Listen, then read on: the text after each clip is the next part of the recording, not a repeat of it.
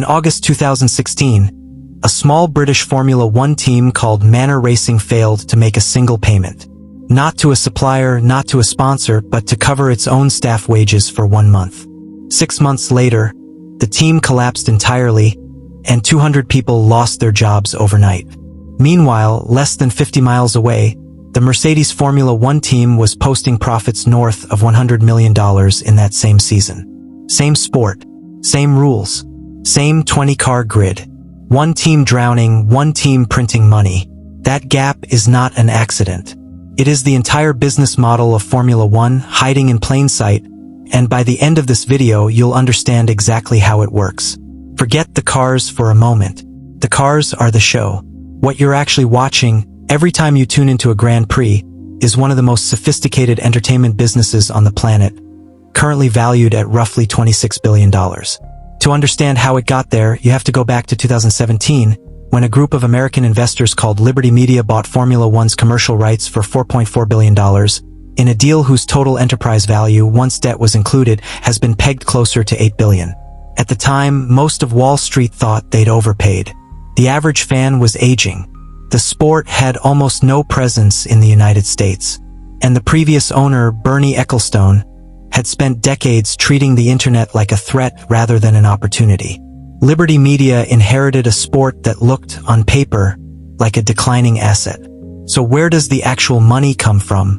Not from ticket sales and not really from merchandise either. The single biggest revenue stream is broadcasting rights. Networks and streaming platforms pay enormous sums, sometimes hundreds of millions of dollars per country, for the right to show these races. And here's the part that makes it clever rather than lucky. Formula One doesn't need every household watching. It needs just enough loyal viewers in just enough countries that no broadcaster can risk losing the rights to a competitor. That scarcity is manufactured on purpose, and it's what allows Formula One to push these contracts higher almost every year, even while general television viewership keeps falling everywhere else. The second engine is even stranger once you actually think about it. Cities pay Formula One to host a race, not the other way around. Hosting fees typically run somewhere between $20 and $60 million a year, and Las Vegas reportedly committed several $100 million in total investment just to bring a Grand Prix onto the Strip. Why would any city agree to that kind of money? Because Formula One isn't selling a race weekend. It's selling 3 days of global television exposure, tourism spikes, and luxury hotel bookings that a finance minister can justify as a national branding investment. Somewhere along the way, this sport figured out how to sell prestige itself, and then charge governments to buy it. Now hold that thought, because the third pillar is where the real psychology of this business shows up, and it's worth slowing down for. Formula One doesn't just sell speed. It sells you a glimpse of a lifestyle you're not supposed to have access to. The yachts in Monaco, the private jets on the tarmac, billionaires mingling with pop stars in the paddock. None of that is incidental. It's staged, framed, and repeated on purpose, because that specific feeling, half admiration and half exclusion, is exactly what sponsors are paying to attach their name to. When a luxury watchmaker puts its logo on a car, it isn't buying advertising space. It's buying nearness to a fantasy that millions of people already want to believe in. Individual title sponsorships can run anywhere from $30 million to over $100 million a season for the top teams. And by 2025, all three revenue streams combined pushed Formula One's total annual revenue to roughly $3.9 billion. That's the machine at full speed. But every machine this expensive has a cost side, and this is where the story turns, because the numbers that build this empire are the same numbers that nearly destroy teams inside it. Before cost caps arrived in 2021, the top teams were reportedly spending upward of $400 million a season just to compete. Even today, under a regulated cap of roughly $135 million, that's still more than most mid-sized companies spend running their entire business for a year. And a huge chunk of it goes somewhere you'd never expect. Not the drivers, but the engineers behind them. Teams quietly wage bidding wars over aerodynamicists and race strategists, sometimes paying seven-figure salaries for one specialist who understands airflow off a rear wing better than almost anyone alive. It's an arms race that never makes the highlight reel, because it happens entirely behind closed factory doors. This is exactly the gap that swallowed Manor Racing. A team competing on a shoestring budget, racing the same 20 laps as Ferrari and Mercedes, but without the sponsorship weight or manufacturer backing to survive a single bad season. And Manor wasn't an isolated tragedy. Formula One's history is dotted with teams like it, ambitious, competitive on their best days, and financially one bad quarter away from disappearing entirely. That's the fragile part of this business nobody puts in the highlight reel.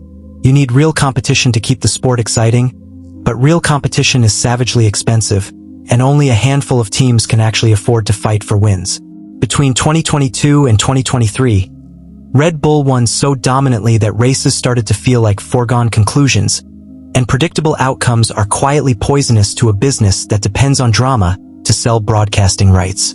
So if the model is this fragile and this expensive, why has it exploded in value instead of collapsing under its own weight? The answer comes down to one decision Liberty Media made almost immediately after buying the sport. In 2019, they greenlit a behind-the-scenes docuseries that did something Bernie Ecclestone had refused to allow for decades. It opened the garage doors. Suddenly viewers weren't just watching cars circle a track. They were watching team principals scream at each other over radio, watching drivers get publicly humiliated after a crash, watching contract negotiations play out like boardroom warfare. It became one of the most watched sports documentaries in streaming history, and it pulled in an entirely new, younger, largely American audience that had never watched a single lap of racing before in their lives. Red Heart. The results showed up fast. American Grand Prix events multiplied from 1 to 3 in Austin, Miami, and Las Vegas, each one generating hundreds of millions of dollars in hosting fees and local economic activity. American sponsors piled in, and a new generation of fans started consuming the sport not through Sunday broadcasts, but through short clips, fan commentary, and social media, extending Formula One's reach far beyond anything a traditional TV rating could ever measure. Liberty Media hadn't just sold more races. They'd sold a story, and unlike lap times, a good story is infinitely repeatable across every platform that exists. Even so, this empire has made expensive mistakes along the way. For years, previous ownership resisted expanding into fast-growing markets across the Middle East and Asia, worried it would dilute the sport's European identity.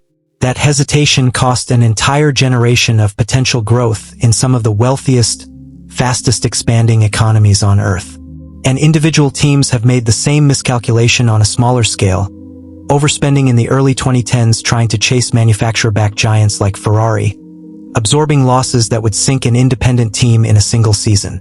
Manor Racing's collapse wasn't a freak accident. It was the predictable result of a business model that only truly protects the teams at the very top of it. So what does profit actually look like once you strip all of this down? At the top, the commercial rights holder, essentially the company running Formula One itself, pulls in that roughly $3.9 billion a year, with profit margins reportedly exceeding 20%, which is an extraordinary number for a business this operationally complicated. At the team level, the picture is far more uneven. Red Bull and Ferrari can post profits well over $100 million in a strong season, driven by sponsorship income and championship prize money.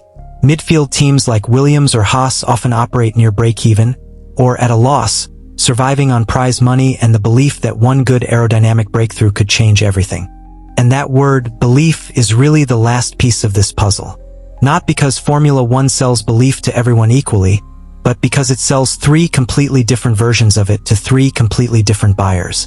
To broadcasters, it sells the confidence that fans will keep tuning in. To sponsors, it sells the promise that proximity to glamour turns into brand loyalty. And to the teams themselves, it sells something far more dangerous. The idea that just one more season, one more engineer, one more upgrade package might finally be the one that pays off. For Mercedes, that bet has paid off in profits. For Manor Racing, it ended in 200 job losses and a factory that went quiet for good. 20 cars leave the grid every race weekend looking identical from the grandstand. What separates the ones that survive from the ones that vanish was never really about horsepower. It was about which side of this business they were built to survive.